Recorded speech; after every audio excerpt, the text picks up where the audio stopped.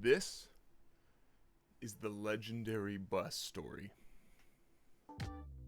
Now, I say legendary because the bus story is something that has been known to a lot of people who knew me either at the beginning of my walk with Christ or at some other point. If you've been around me within ministry or you've been around when it happened, like back in the Moody days, then you probably heard this story. As many of you guys know, I consider myself a believer in Jesus Christ. I'm a Christian. And in my first few years of coming to Jesus, I really wanted to feel like I had kept hearing about how people wanted to be used by Christ, and I wanted that. I didn't know how to go about it. So I just prayed one morning, Lord, I want to be used for something by you. I want to do something cool for you. And he was like, bet. Alright, so it all started. I think it was my freshman or sophomore year of college. I don't remember. My mother or my wife probably would remember. But I didn't know how it was going to be used. I just remember I was probably my freshman year, because I was taking the bus. And on the bus, I stopped by to an ATM near the bus depot to get some money. Now, at the time, bus passes were about $20 for a month bus pass. I was buying them through the school at Moody Bible Institute, and I got myself a $20 for my bus pass, $20 for a friend's bus pass, and then $20 because I just wanted some spending cash, I guess. Not that I had a lot of money, but I just thought, another $20 for myself. So then I go to school and I buy 2 bus passes for myself, for a friend who's going to pay me back. And then I thought to myself, wouldn't it be cool if I gave out another bus pass? Wouldn't it be fun if I could bless someone with a bus pass? I didn't know who that someone would be, but I knew there was a lot of people who would love a month bus pass for free. So I bought a 3rd bus pass. I look around Moody Bible Institute and I'm ready. I'm just ready to go. I know for a fact that there's someone in this place. These are Moody's filled with a gajillion poor college students. So I'm scouring. I'm like, you need a bus pass, and you need a bus pass, and you need a bus pass. But I kept waiting. I was like, Lord, I want you to tell me, who am I going to give this bus pass to? I'm sitting and waiting. I'm looking at people, and I hear nothing. I don't know what I expect to hear. I don't know what I'm expecting in general. I expected something. I expected the Lord to say something or tell me something. I just didn't know what that something was. So I go out to the bus stop because I'm going on my way home. On my way home, I go to the first bus stop, and I'm like, obviously, somebody if anybody's at the bus stop, then that person's going to be it. I know for sure. Nobody's at the bus stop. Well, I'm getting on the bus, and I'm like, well, maybe somebody on the bus needs this bus pass. And the Lord's silent. He just doesn't say a single thing to me. So I don't give out the bus pass. I go to the bus depot, and what better place would there be, in your educated and well-meaning opinion, to give out a free bus pass? The bus depot, you say? No one. Not a single person comes to mind. So defeated, I go back to my bus 94, and I get on it, and I start heading off. And I get to the back of the bus, and I sit down, and I am just, man, I wanted to be used by God. I wanted him to use me for something cool, and I didn't know what it was going to be, but I wanted him to do something and use me for it. But this old black man comes on the bus. And he's got this cool, I can still see him, this cool long leather trench coat with a big like leather like cowboy hat looking thing, dark leather. And he's got like bags of groceries like fanned out, all Walmart bags, and he's up clenching them all with two hands, and he like shuffles all the way to the back of the bus.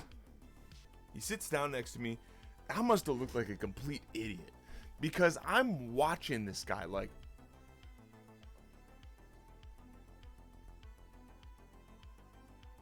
that's him. It's him. I know it for sure. Just like I was looking for my car keys and there they were, the same recognition, or like you're looking for your phone because you lost it at a park, and then you see somebody who's got your phone waving it around, and you this moment of relief and like excitement that there it is, my phone has been found. Here's that same feeling of like, that's the guy. I found the guy. That's him. Now what?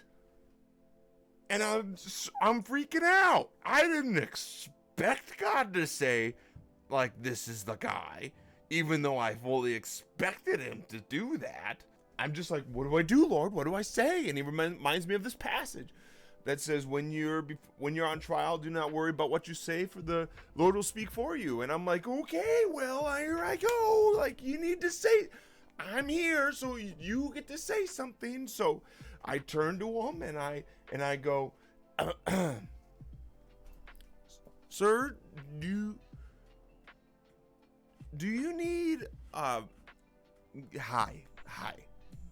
sir, this is kind of weird, but do you need a bus pass for next month? The thought of how stupid that sounds hits me every time I tell this story. Like, it's not that bad of a question, really, that you're just asking somebody out of nowhere, do you need, but I mean, like, how do you feel as the person who's being told that or asked that, you know? I don't know. But the guy looks at me and he's like, I mean, yeah, how much do you want for it? I'm like, nah, no. Hit my mic. Nah, don't worry about it. Like, it's free. And I pull it out and I hand it to him like, this is for you. And he goes, no, how much for it? I'm like, no. You see, I was praying and the Lord told me to give that to you. Which sounds even weirder. I know it like shouldn't, but it does. To me anyway. He's like, the Lord told you. And I'm like, yeah, so here you go. It's yours. Your ticket. The Lord said this ticket's for you, so here you go. Lord said, let this old man have ticket. Take, please. So he takes it and he holds on to it. And he looks at me and he goes, the Lord told you to give this to me. And I was like, yeah, that's what happened. So he starts giggling. And then he starts chuckling.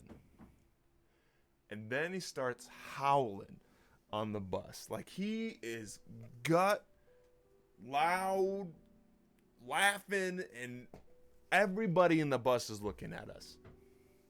Everyone.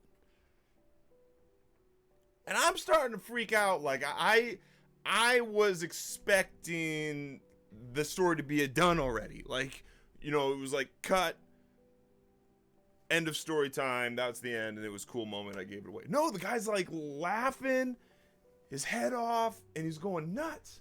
And I'm like, I don't know what's about to go happen now. I don't know. I've never been in this situation before. And he goes, I don't know who you are or who sent you, except you told me already, but here, you need to sit down and you need to listen to what I gotta tell you. And I was like, I didn't plan on leaving. We're driving and I haven't gotten to my house yet. So I'm here. So he goes, listen. I need to show you something. So he opens up his big old leather jacket. I don't know what's about to come out, but he pulls out this stack of papers, and I mean like a stack of papers. And he starts unfolding them all, and he goes, I need you to look at this. Look at this right here. And I'm like, I don't know what I'm looking at. I'm looking at a lot of papers with signatures and whatever. And he goes, you see right here? That's supposed to be what my doctor is supposed to sign. My doctor's supposed to sign this so I can get to work, so I can get a bus pass because I can't drive, so I get a doctor's note that gives me a free bus pass. And I just spent the last of my money on the groceries you see before you, all those Walmart bags I mentioned earlier. And he goes, I didn't have any more money.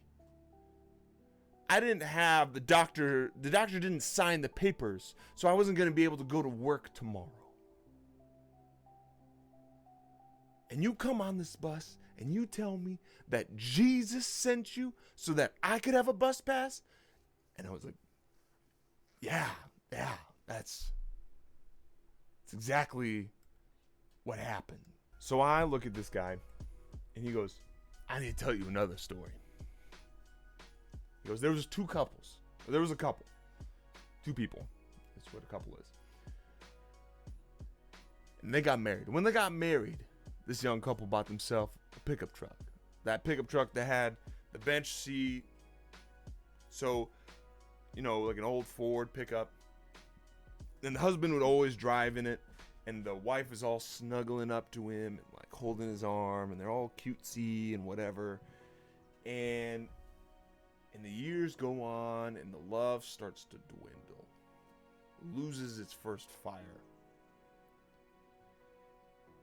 And the woman moves from snuggling up on him to just sitting in the middle of the seat to sitting eventually on the far end with the window down and her arm out the window. And she looks at her husband and she says, what happened to us?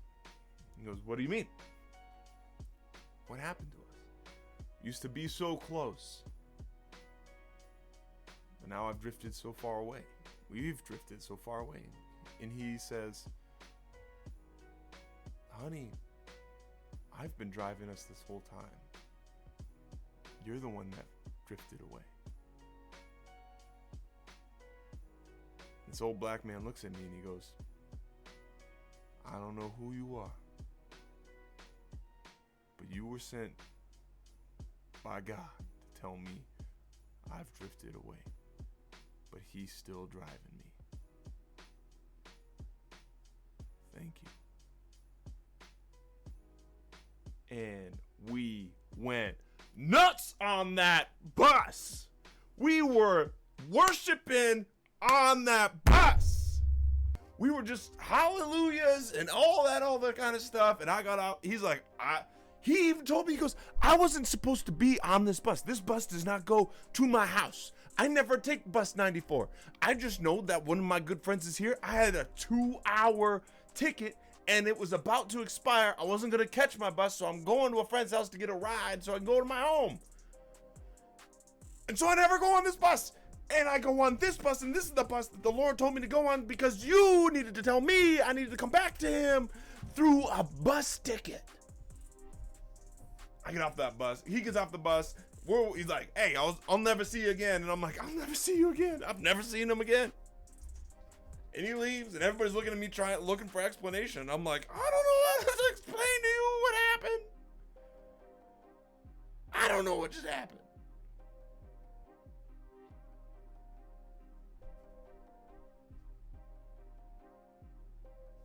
I guess what I'm saying is, anybody need a bus ticket?